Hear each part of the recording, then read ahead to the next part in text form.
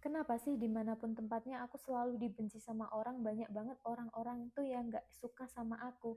Nah, hal itu pasti pernah terlintas di benak kalian. Jadi, yuk kita bahas.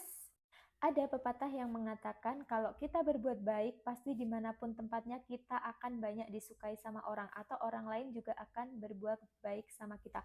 Itu benar banget, tapi ada sebagian kasus atau sebagian orang yang dimana ketika kita itu sudah berbuat baik, tapi tetap aja tidak disukai sama orang, entah karena status kita, entah karena ekonomi kita, entah karena masa lalu kita, atau entah karena kesalahan kita di masa lalu misal. Dan mereka hanya fokus terhadap kekurangan kita atau terhadap kesalahan-kesalahan kita, sehingga mereka itu melupakan hal-hal baik tentang kita.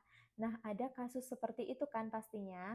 Padahal kalau kita mau melihat fakta, orang-orang yang nggak menyukai kita, orang-orang yang membenci kita, itu mereka juga punya kesalahan.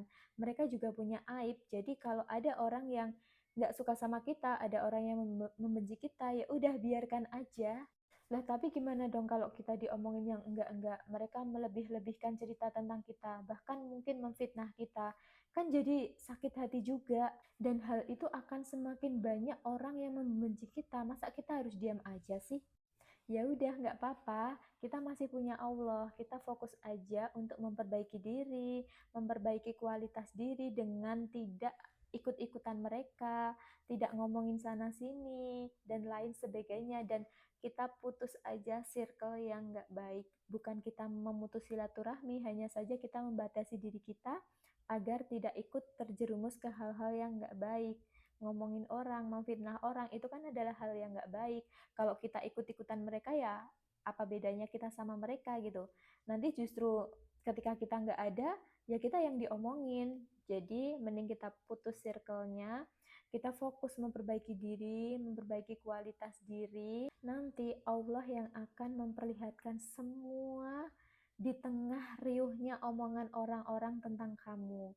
Mungkin bukan sekarang, mungkin juga belum tentu tahun depan, tapi suatu saat nanti Allah akan memperlihatkan semuanya dan orang-orang akan terkejut.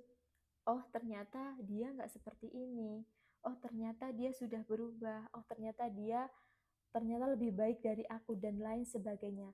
Itu adalah rahasia Allah. Tugas kita adalah memperbaiki diri dan jangan bosan-bosan berbuat kebaikan. Jadi semangat dan jangan menyerah. See you.